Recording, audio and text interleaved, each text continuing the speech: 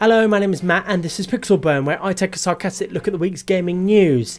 Normally this isn't a problem, except it was International Liars Day this week, so I had to waste precious time sifting all the genuine news from a mountain of lies and deceit. I could start this week's video with a cursory look at the best of this year's crop of April Fool's jokes, like this one from the developers of War for the Overworld for War for the Overworld Australian Edition. Can you guess what the main joke was? Can you? Huh? Can you? I'll give you one guess. That's right, everything was upside down! Can someone fetch me some duct tape? My sides have split. Actually, for such an old and obvious joke, they did a pretty decent job of it, mostly because of how much swearing is in it. And they also slipped in a prison joke as well, which I always find amusing, so you get 2 Australia jokes for the price of 1. Yeah right, funny joke mate, F off back to your pom country, you f***ing dozy. And that's all the time I'm prepared to waste covering jokes. I mean, it's not like they're ever news or anything, right? Well, except when they offend someone, that is, as was the case with Pillars of Eternity from RPG Maestro's Obsidian, comprised of some of the brilliant creative minds behind Fallout New Vegas, Icewind Dale, Knights of the Old Republic 2 and, of course, Planescape motherfucking Torment, among others.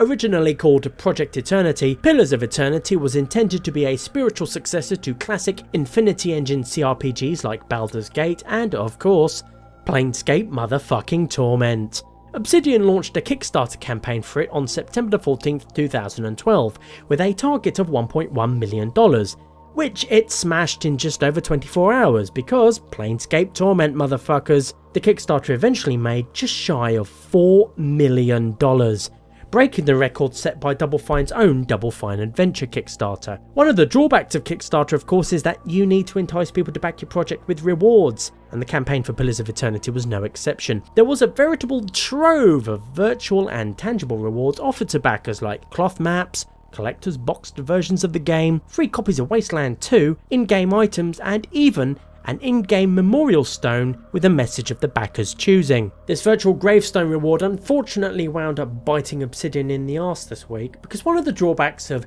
giving your game backers creative input is, well, you're giving other people creative input. And in this golden age of outrage, one person's joke inevitably becomes someone else's war crime. This particular memorial stone, submitted by a Kickstarter backer, kicked off some unfortunate drama this week. It was a crude limerick about a swaggering jack-of-all-cocks who gets drunk one night and sleeps with someone he believes at the time to be a woman, only to discover upon waking up the next morning that they are actually a man. Rather than just rolling with it, accepting his sexuality might not be as rigid as he had previously thought, our distraught fictional Lothario instead flings himself off a cliff. My keen senses immediately spotted what was wrong with this, and frankly, I'm disgusted. Tell me, Obsidian, did you not think to maybe, I don't know, check any of these submissions before putting them into your game? What the hell is this Lichtbringer shit, Obsidian? Lichtbringer? How can you possibly think this standard of proofreading is acceptable here in 2015, when everybody has access to dictionaries and spell checkers? This isn't Vietnam, Obsidian. This is grammar. There are rules. And as a self-identified syntax authoritarian, I am so fucking triggered right now.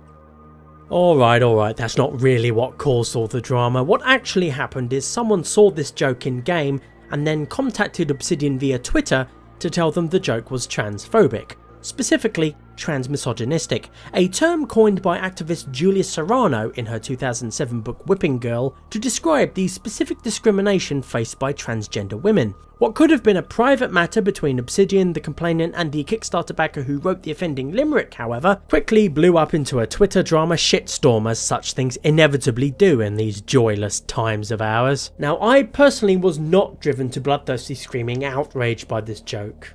I mean, it was crass, sure, but there was no deliberate malicious intent behind it. But then of course I am going to see it differently, because I'm viewing this from the perspective of a biologically male heterosexual, albeit one who's totally gay for Prince Oberyn Martell from Game of Thrones. But people took offence nonetheless, even though the only person dying in this story is the foolish insecure protagonist, whereas such incidents in the real world sadly tend towards the opposite. It's worth noting, however, that the man our limerick's protagonist slept with could have simply been a sexually uninhibited but otherwise bog standard bloke, and that Firedawn was literally blind drunk. In which case the problem is entirely Firedawn's, or at least would be if A, he wasn't dead, and B, he wasn't an entirely fictional character. But perhaps the man Firedawn the Lightbringer slept with was a male elf, which are part of the setting. Pointy-eared tree huggers all look the bloody same to me. Maybe the man Firedawn slept with was a kinky wizard using an illusion spell, or maybe they were a shape-shifting dragon, in which case Firedawn has more than just gender issues to deal with. Or perhaps it was any other scenario fitting with Pillars of Eternity's magical fantasy setting, where this entirely fictional exchange took place. Let's assume for the time being, however, in good faith, that the joke did cause genuine upset to transgender people. So how did Obsidian react? About as well as anybody could under such circumstances. As I said in a previous video about a change made to a joke in the Stanley Parable, if an artist is happy to change their work to make it more inclusive in a way that doesn't compromise their artistic integrity, then that's fine. It's not censorship if the artist does so willingly, without undue coercion, and if it doesn't have a knock-on effect on the rest of the piece. In this case, however, it wasn't Obsidian's joke to change, it was the Kickstarter backers. So Obsidian was immediately and publicly caught between placating an angry idealistic online mob or chucking one of their Kickstarter backers under a bus. Fortunately, the Kickstarter backer in question, the elusive Firedawn the Lichtbringer himself, was as sick of the tumultuous internet drama storm as most sane people. So when Obsidian asked him if he could change it, he did so gladly, although not without one final parting shot at precisely the kind of patronising people who get terminally offended on behalf of others, which should have been the end of it. But this is the internet, of course, where drama perpetuates eternally, so people are still moaning about this even now.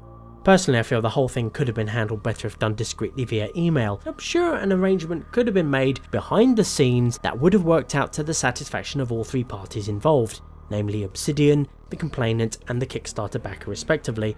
But no, because we live in a joyless generation of outrage and hashtag activism, everything has to be played out as a tedious public pantomime for the self-righteous indignation of various lynch mobs whose members have fuck all better to do with their sad little lives. Thus we're left with one group of people condemning Obsidian for caving in to the social justice warriors, a term that makes me roll my eyes like fucking snooker balls every time I read it, and another snapping at Obsidian like yappy dogs for daring to allow their Kickstarter backer a final parting shot at the pointlessness of all this tedious fucking drama upon which they base their entire self-worth. I was in two minds about whether or not to cover this topic, but I felt it was important given the amount of misinformation flying around, which means to some people I'm going to seem like I somehow support censorship, while to others I'm going to look like an anti-transgender hate monger. Neither of which could be further from the truth. But this is the internet, and when has the truth ever mattered on the internet, eh? So with that all done and dusted, let's move on to some nice, safe, boring news instead, shall we? Like the announcement that after a mere 6 years, game streaming service OnLive is turning out the lights and shutting its doors. And by game streaming I mean it streamed games to your home for you to play and wasn't something you used to stream yourself playing games for an audience like Twitch. For those of you who didn't know, OnLive touted itself as a sort of gaming Netflix, only instead of streaming movies you streamed games to either a special OnLive set-top box, a PC, tablet or other compatible device. Which was a great idea, in theory. The actual execution, however, was another matter entirely, because streaming games is a whole different game to streaming movies.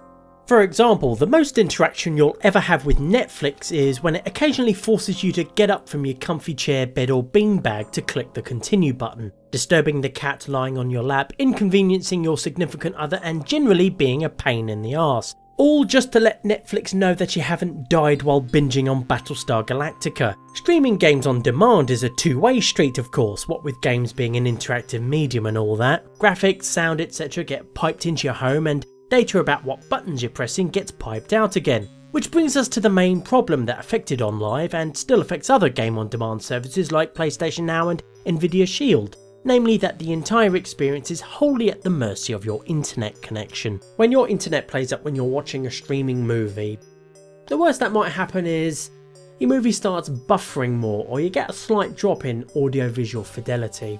It's annoying, but nothing you can't tolerate. With games, however, the slightest patch of lag or drop in internet connection, however brief, can disrupt the whole experience. For games like Puzzle Quest, one of the titles available on the OnLive service, this wasn't too big a deal. But if you were playing something like Darksiders, where reaction times are crucial, the slightest bit of lag could spoil your enjoyment faster than having Nigel Farage magically teleported into your living room. In short, OnLive was a classic case of an idea slightly too far ahead of the curve, and while OnLive wasn't the first service to try this, that honour goes to either Stream My Game or Instant Action, it certainly got the ball rolling, and internet infrastructure has improved enough since OnLive's launch in 2010 to make games on demand more feasible. Just look at the Nvidia Shield or Sony's own PlayStation Now. In fact, speaking of Sony, guess who's gone and bought up all of OnLive's technology patents? None of which is the most interesting part of this, however, at least not for me. No, what I find most interesting is the repercussions of OnLive's service shutdown FAQ, which tells subscribers exactly what they're going to be left with when OnLive becomes OffDead. According to this page, which really puts the fuck you into FAQ, many OnLive subscribers are left with little more than a useless set-top box and OnLive controller. Meanwhile, Mac owners who used the service to buy and play PC-only Steam games get to keep what they bought, but without the hardware to run them or the technical know-how to get a Windows emulator working, they're boned as well. All customers' personal data such as profiles, achievements and save games will also be wiped off the face of the internet when the service finally shuts down on April the 30th, which is ultimately a grim reminder that few of us actually own many of the games we buy anymore here in this glorious digital future of ours. In OnLive's case, nobody ever owned the games they played anyway. It was a rental service after all, but consider how many games you buy digitally or subscribe to on a service like PlayStation Now. If you're a PC gamer, take a look at all those games in your Steam or Origin library. Then think about how many suit-wearing corporate sharks in the game industry would just love you to move entirely to a subscription service, where all your games can be taken away at the press of a button. Depressing, isn't it? In other news, Dark Souls 2 Scholar of the First Sin was released this week to an almost Marmite-esque mix of praise and condemnation from hardcore Dark Souls fans. Praise for things like the new item and monster placement that makes the game even harder, and condemnation for the fact that From Software and Namco Bandai are charging money for what is essentially a glorified patch. One that does little more than move existing monster and item placement around, spruce up the graphics a bit and let you summon more players into your game. On Xbox 360 and PS3 this is essentially a Game of the Year edition. You won't get the increased multiplayer count, new enemy placement or upgraded graphics, but if you missed Dark Souls 2 the first time round and wanted to try it, then this version is the most complete one you can get. This is also a decent deal for Xbox One and PS4 owners, particularly if you didn't play vanilla Dark Souls 2 on the previous generation. You'll get the graphical boost, more multiplayer and all the DLC in, again, a complete game package. And if you're one of the many PS4 owners who've never played a Souls game but are enjoying Bloodborne and want more of the same, Scholar of the First Sin is perfect for you. For people like me, however, who bought, played and enjoyed the original, and especially if you also bought all the DLC for it, being asked to pay again for more of the same with some tiny changes is just a teensy weensy bit galling. All you get for your $30 investment, or $20 if you also own all the DLC, is some graphical bells and whistles that still don't match up to those shown in the early trailers, as well as different enemy and item placement and continued access to multiplayer. Now, I don't have it as bad as some Dark Souls 2 fans, since I never got around to buying the original DLC for it, and in fact I get the better deal. You see, for the same price as the vanilla version's DLC season pass, I can get all that extra content as standard, as well as the new monster and item placements, access to new multiplayer, and pretty much everything else in Scholar of the First Sin. So why am I so hesitant to buy it? Well, the fact that I have to pay anything at all for one, which I'm sure some snarky games journalist out there would love to use as proof of PC gamer entitlement or some other self-righteous horseshit to fulfill their weekly word quota. Oh, look at this PC gamer complaining about having to pay money. How very dare he? How gauche. I bet he demands a PC version of Bloodborne too. That would be nice, but I neither expect nor demand a PC version of Bloodborne, no matter how much I might want it. What I do expect is not having to pay 20 fucking quid for a glorified patch that doesn't even add any new areas or assets to the main game. And if that makes me entitled, then by all means call me entitled McFucking Greedy Pants, because I'd rather be called that than a fucking sucker. Dark Souls 2 Scholar of the First Sin could very well be the definitive version of Dark Souls 2.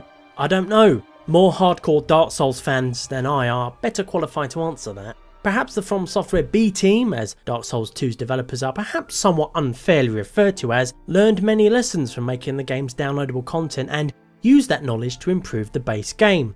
Or maybe things like chucking random dragons into early zones and making a unique enemy common as dirt has spoiled a lot of what I enjoyed about Dark Souls 2. I would love to see what it's like for myself, and I still want to play the DLC, but I don't want to support shitty industry practices with my hard-earned cash. I don't know, maybe I'll wait for it to go on a Steam sale, or just ignore it and look forward to future games like Witcher 3, Metal Gear Solid 5 and Batman Arkham Knight instead. Or I could also wait for the unconfirmed but probably inevitable Dark Souls 3, or that PC version of Bloodborne I keep hearing wild crazy rumours about. Alternatively, and on a related note, I could experience Bloodborne vicariously through someone else on the internet. Specifically Dave Jewett, aka Irregular Dave on YouTube, who has started a Bloodborne Let's Play series with a charitable twist to it. The basic idea being that for every time Dave dies in-game, he will donate a shiny pound coin out of his own pocket to leukemia and lymphoma research. And since Bloodborne is cut from the same sadistic cloth as Demon's Souls, Dark Souls and Dark Souls 2, that's going to be a fair amount of money. Dave himself says he's expecting to die at least 100 times. Only 100 at least, eh? Ooh, well aren't you Mr. Confidence? I'm being cheeky of course. Dave has a goodly amount of Dark Souls experience under his Sunbro t-shirt, so I'm sure he'll be fine.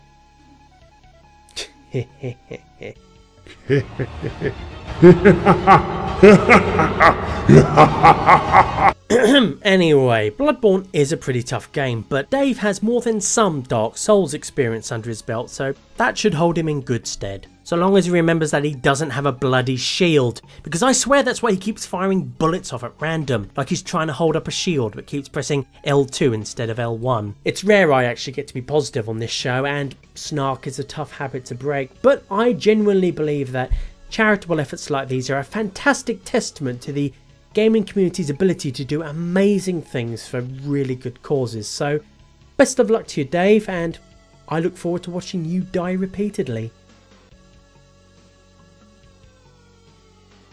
That sounded better in the script. Shit, well don't I look like a fucking arse? That's all for this episode of Pixel Burn. If you liked it, please do let me know and let your friends, family and the Dark Souls community know as well. At the very least, I hope you found it tolerable. If you didn't like it, however, then feel free to summon your army of Twitter followers to leave a message in the comments below. Until next week, as always, you can go now.